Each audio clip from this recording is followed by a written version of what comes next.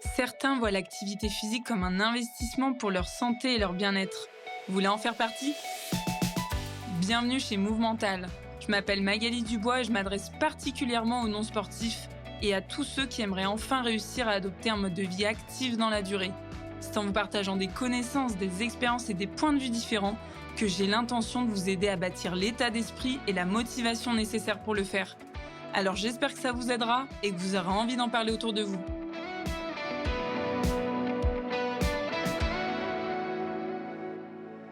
Et si tu abordais ta reprise sportive avec un état d'esprit d'explorateur?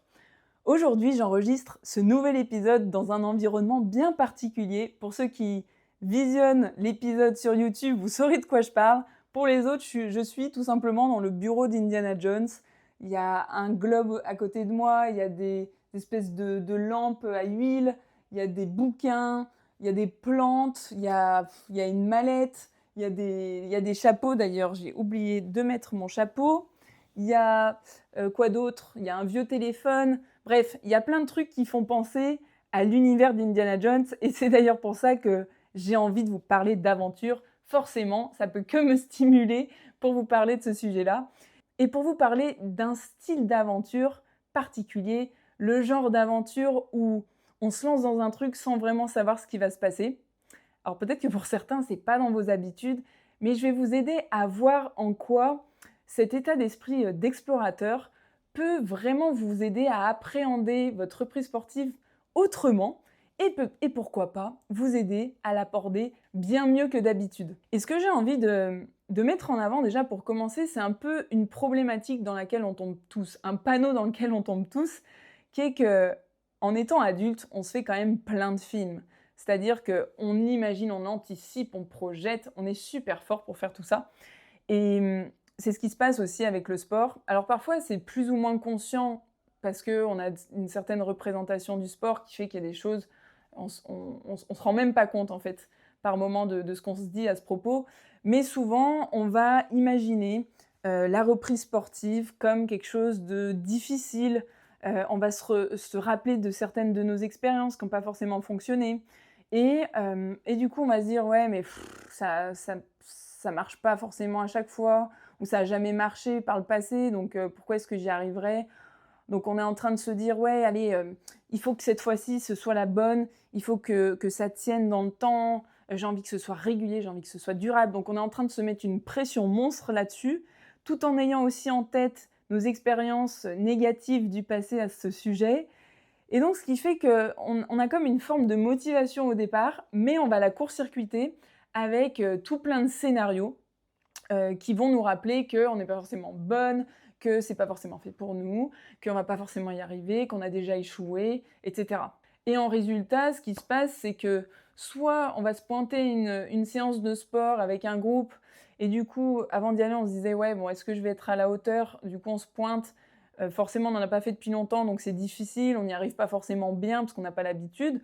Et du coup, on vient valider cette croyance de départ, non mais en fait, finalement, c'est pas fait pour moi, ou de toute façon, je suis pas bonne à ça, ça me correspond pas, etc. Ou alors le résultat, ça peut être aussi qu'avec tous ces scénarios qu'on se fait, ben, on va procrastiner, on va pas y aller, on va attendre les conditions parfaites, on va attendre la bonne saison, on va attendre la bonne forme, on va attendre je ne sais trop quoi, mais on va attendre quelque chose pour nous faire commencer. On va attendre les résolutions, on va attendre le début de l'été. Et on se retrouve vraiment voilà, dans ce, finalement, comme je l'ai dit, c'est pas un manque de motivation, mais c'est plus un excès de scénarios qui viennent court-circuiter, cette petite flamme, du démarrage ou du redémarrage. Et l'état d'esprit dont j'ai envie de vous parler dans l'épisode, je vais l'illustrer déjà avec un exemple, que je vis très souvent moi avec la course à pied notamment, avec d'autres activités, mais la course à pied, c'est ce qui me marque le plus parce que c'est ce que je fais le plus en ce moment, en tout cas. C'est pas forcément un sport que je fais tout le temps, mais en ce moment, c'est ce que je fais le plus. Et en fait, ce que j'adore quand je vais courir, surtout en ce moment, j'ai pas forcément là un objectif de performance bien précis, mais souvent ce que je fais, c'est que je sors de chez moi et je prévois pas de plan. C'est-à-dire que je sais pas forcément où je vais aller, je sais pas. En fait, je pars comme ça, je sors, je pars. Et en faisant ça, ce qui se passe, c'est que au lieu de me projeter à l'avance sur un potentiel itinéraire, et du coup de me dire, ok, je vais passer par là, au lieu d'anticiper un petit peu le truc, en fait, je me retrouve à dérouler le film en même temps que je suis en train de courir. Parce que en même temps que je suis en train de courir, je vais me dire, ok, là, j'arrive à un croisement où il y a deux sentiers, bah, je prends lequel? Je prends celui qui monte ou je prends celui qui va tout droit à plat? Et je vais me poser des questions un petit peu comme ça en cours de route, parce que j'ai pas fait tout le chemin dans ma tête avant d'y aller. Je l'ai pas non plus mis sur mon téléphone. Enfin, vraiment, là, j'y vais avec déjà cet état d'esprit d'explorateur.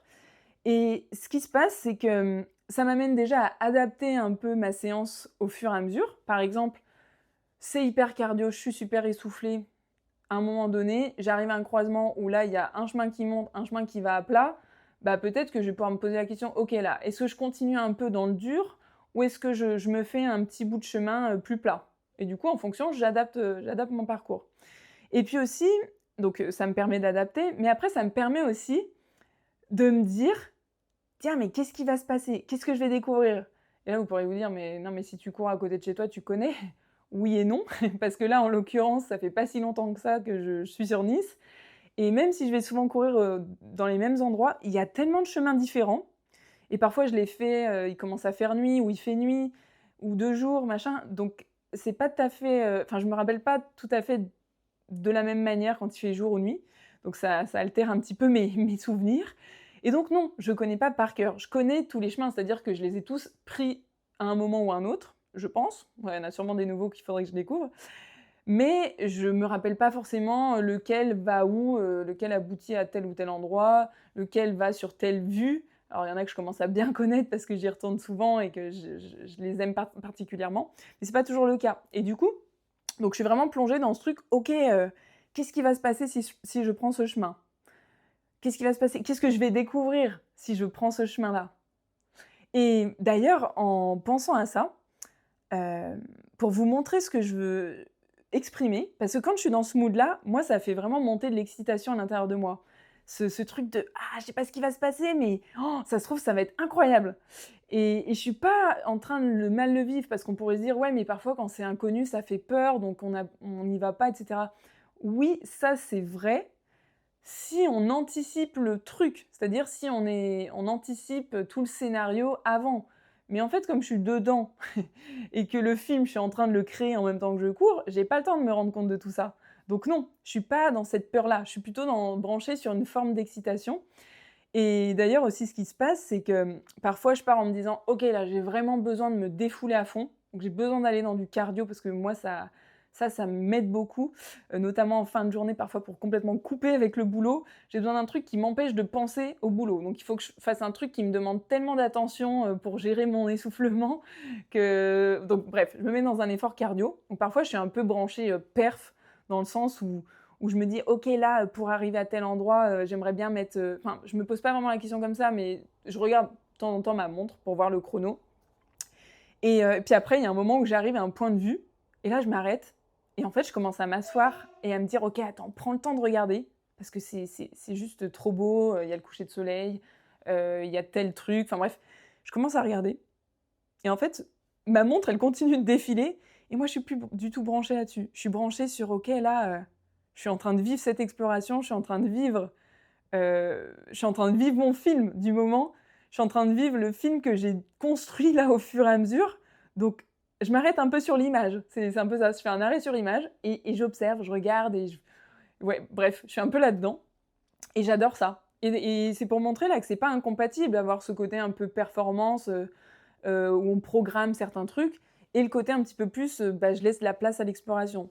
Alors pour ceux qui veulent absolument, travailler un objectif très précis, vous allez me dire: «Ouais, bah, c'est quand même pas ultra efficace ton entraînement puisque là tu cours, machin, puis après tu t'arrêtes pendant 20 minutes». OK, là je suis pas en train de parler de préparation d'objectifs très précis. Je suis en train de plutôt vous amener à vous brancher sur une forme d'état d'esprit que vous avez peut-être pas l'habitude de côtoyer, ce qui est complètement différent. Et quand je suis en train de construire mon chemin comme ça au fur et à mesure, pour vous donner un peu la sensation que ça peut faire, je ne sais pas si vous avez l'habitude de voyager ou pas, mais je pense qu'on a peut-être déjà tous vécu ça au moins une fois, de se dire, «OK, là, je marche, j'ai pas forcément de plan, je suis en train de marcher, peut-être je découvre une ville. Ah tiens, il y a une petite ruelle là, elle a l'air sympa. Je vais aller voir ce qu'il y a». Et on commence à prendre la ruelle et là, on découvre des trucs, cool. On découvre elle est jolie, on découvre peut-être, une sculpture, un, un graphe particulier sur les murs, des fleurs, des plantes ou je sais pas quoi et on se dit: «Ah ouais, j'ai bien fait d'y aller quand même». Et bah, c'est ça dont je vous parle, c'est de cet état d'esprit-là où on se dit: «OK, je sais pas ce qui va se passer, mais j'ai envie d'aller voir c je sais pas ce que je vais trouver, mais j'ai envie d'aller voir, j'ai envie de découvrir».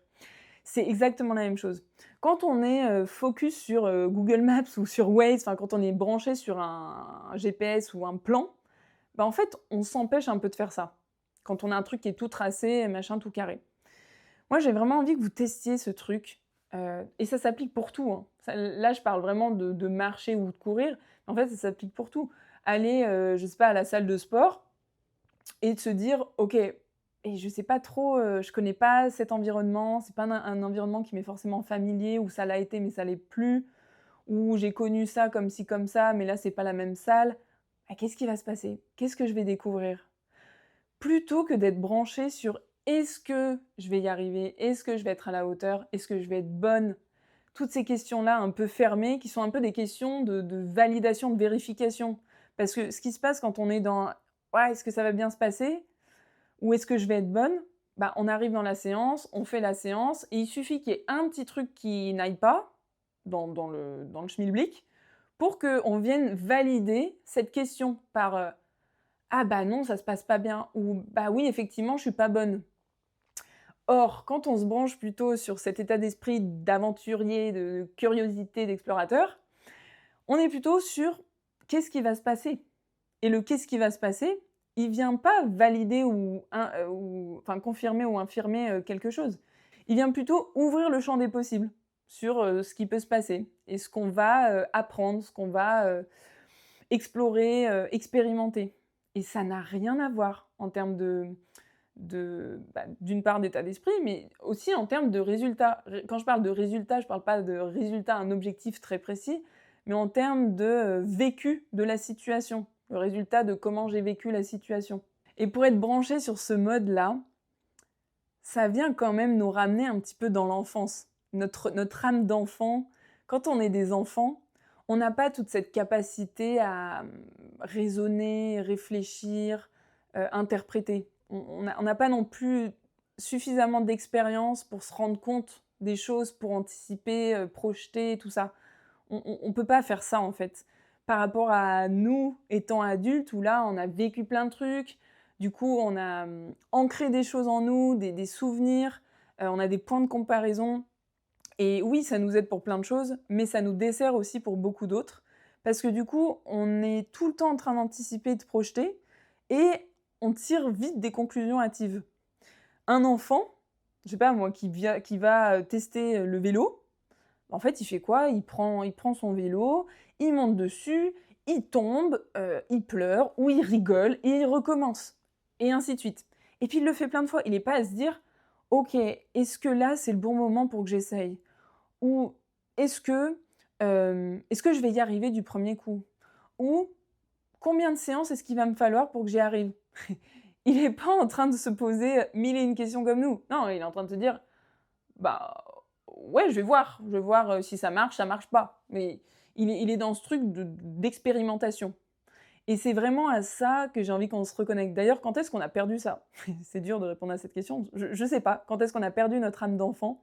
Notre, notre faculté à oser aussi facilement? Il y en a sûrement qui seront mieux calés que moi là-dessus pour dire: «Oui, de tel âge à tel âge, machin, de tel âge à tel âge, on commence à avoir la notion de peur et de risque et à, faire attention». Enfin bref, moi je sais pas ça, tout simplement, donc je vais pas m'embarquer là-dedans. Mais c'est juste que, on est toujours nous à anticiper les pires scénarios. Oui, pour peut-être nous mettre en sécurité, mais parfois c'est de la sursécurité, j'ai envie de dire.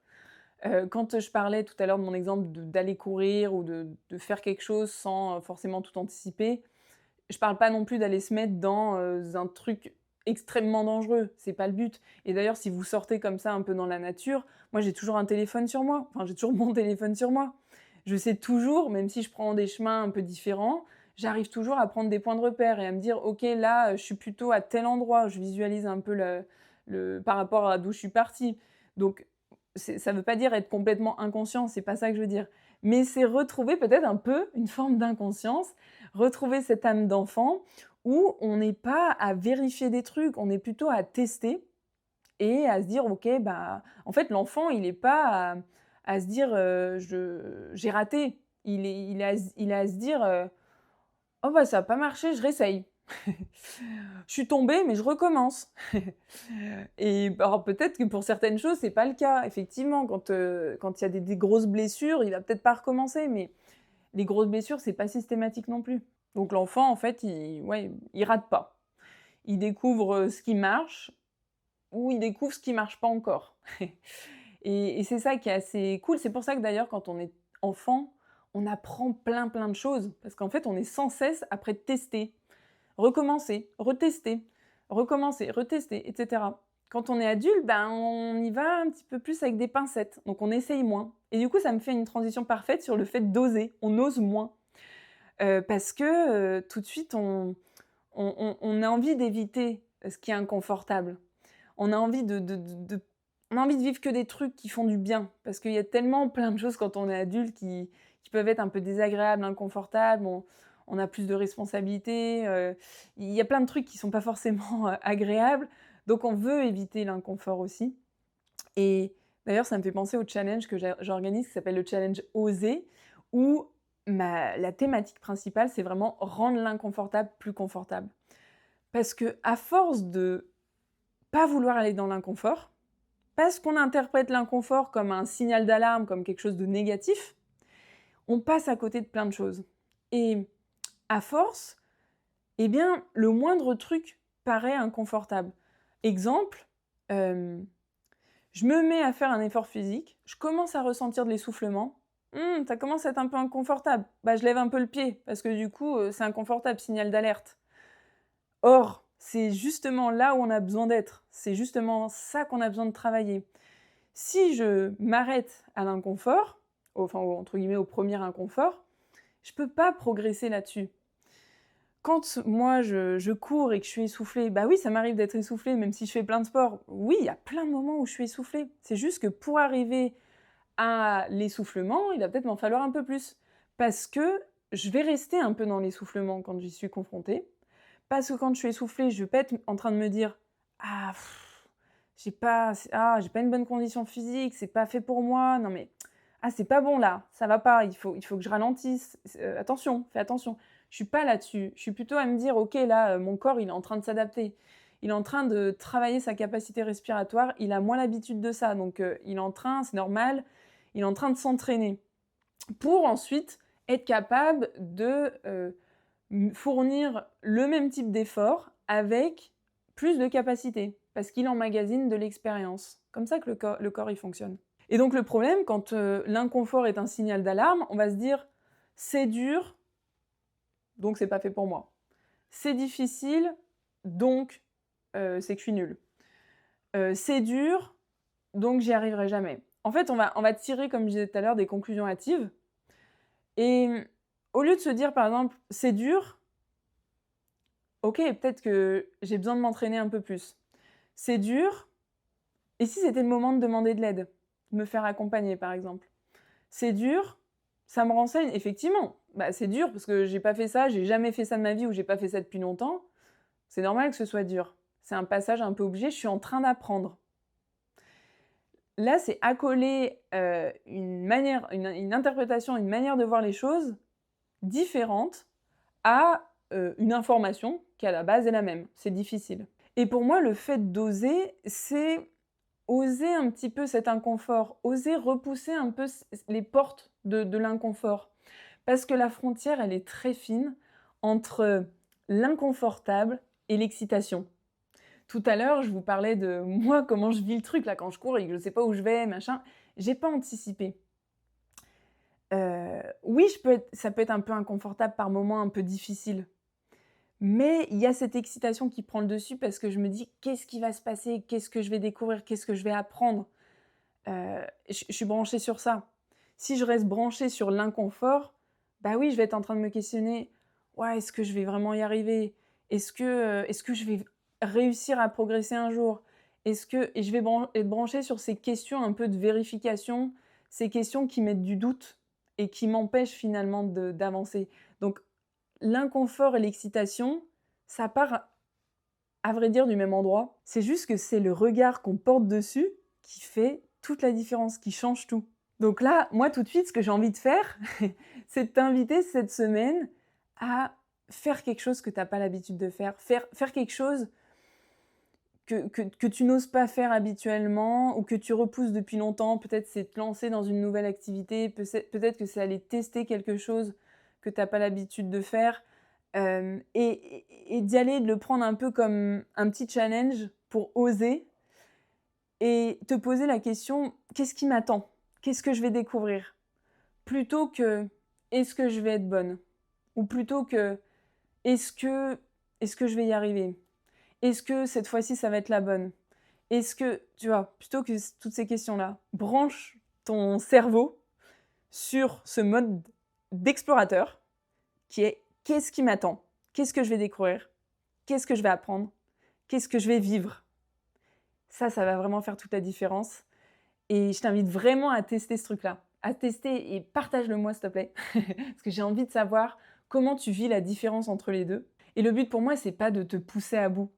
C'est en fait de te montrer que tu es capable de bien plus que ce que ton scénario initial te raconte.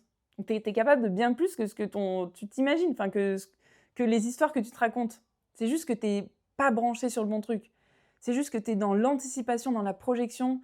Et ça met des grosses barrières à ta reprise sportive. Et ça met, même si tu n'es pas en train de reprendre le sport et que tu es en train d'en faire régulièrement, mais que parfois c'est compliqué, sache que là, branche ton cerveau sur ce mode-là et tu verras toute la différence. Et si tu sens que pour toi, c'est le moment de partir à l'aventure, tu peux commencer directement en cliquant sur le lien qui est dans la description, le petit test « Mieux me comprendre pour aborder le sport autrement ». Déjà, ça te permettra de faire un peu le point sur tout ça. Et ça sera déjà une première façon pour toi de te lancer, d'oser faire un premier step. Et ensuite te dire « Ok, qu'est-ce qui va se passer après ça ?» Tu vois, y a des personnes ici à Nice qui viennent tester le concept Move & See chaque semaine. Donc c'est un concept que j'ai mis en place dans lequel il y a de la préparation mentale, il y a des exercices physiques, il y a de la respiration, il y a de l'immersion dans l'eau. Bref, il y a plein de trucs. Et le but, c'est vraiment, je les branche tous sur cette curiosité. Je les branche vraiment sur ce mode d'exploration pour en fait ressortir de cette expérience avec des nouvelles choses, avec des choses auxquelles on n'aurait pas pensé au départ. Et je t'invite peut-être à aller tester de ton côté certaines choses. Et si tu sens que c'est le bon moment, comme je l'ai dit, complète le questionnaire ou bien viens me contacter, ça sera avec grand plaisir. Moi, j'adore partir à l'aventure, quoi qu'il arrive, que ce soit dans mes programmes individuels, dans mes programmes collectifs, que ce soit à travers le challenge Oser ou le concept Move & See. J'adore. Et ça fait partie, moi, de mon mode de vie. C'est ce qui m'anime le plus, je pense, et ce qui m'aide, en fait, à me faciliter la vie par rapport à ma pratique sportive, même quand je n'ai pas d'objectif particulier. Donc, j'aimerais bien t'aider à explorer cet angle-là. Et je vais te souhaiter une très belle fin de journée. Je te retrouve bientôt pour un prochain épisode. Ciao!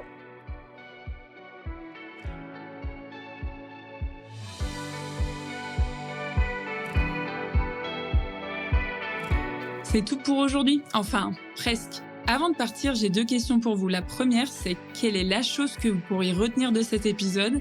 Et la deuxième, à qui vous pourriez la raconter? En partageant ce podcast et en lui attribuant la meilleure note possible, vous inspirerez d'autres personnes à être plus actives. Et comme votre avis compte beaucoup pour moi, n'hésitez pas à me faire part de vos réflexions, j'essaierai de vous répondre. À bientôt!